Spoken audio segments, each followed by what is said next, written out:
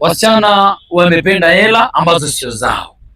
Right, mambo vipi watu wangu wa nguvu? Of course, mambo yametendeka mengi sana hapa Kenya.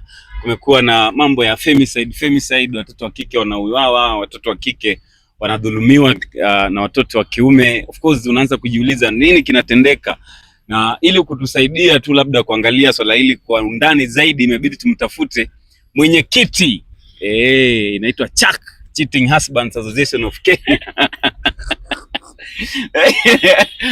Utavuja nini? Utavuja bro. Shemeji yuko vizuri.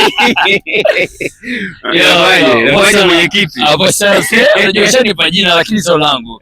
Mimi sio cheating kabisa leo. Mimi ni member, unajua. Wewe ni member? Mimi ni member. Na mwenyekiti wewe nani? Si wewe.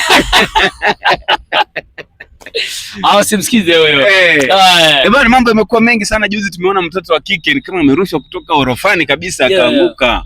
Watu wanasema labda ni wale wa Nigeria walikuwa wanatoa kafara. Vipi? Wale akwambia stories zimekuwa mingi mtaani na zinaumiza sana moyo.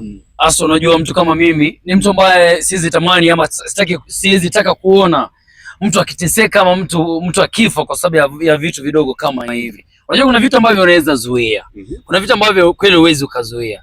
Ajali ni kitu ambacho unaweza kuzuia. Lakini vitu kama hivi ambavyo vimefanyika kama ODM kwamba amerushwa kutoka kwenye orofa. Hiyo ni vitu ambavyo unaweza kuzuia kabisa, unaelewa? Ajali ngumu kuzuia, lakini hizo ni vitu ambavyo unaweza kuzuia. Kitu cha kwanza ambacho naweza nikasema ni kwamba sijui wasichana ama dada zetu tutawaambia vipi? Tutaelezea nini? Tutawapatia evidence gani? Tutawapatia the real scripts zipi ndio waweze kuelewa. Wajue kwamba ukifanya hivi na hivi inaharibu na inakuwa mbaya. Au wenyewe ndio wanajitakea ya mambo. Kitu cha kwanza unajua shida ambayo imetokea kubwa zaidi sasa hivi. Wasichana wamependa hela ambazo sio zao.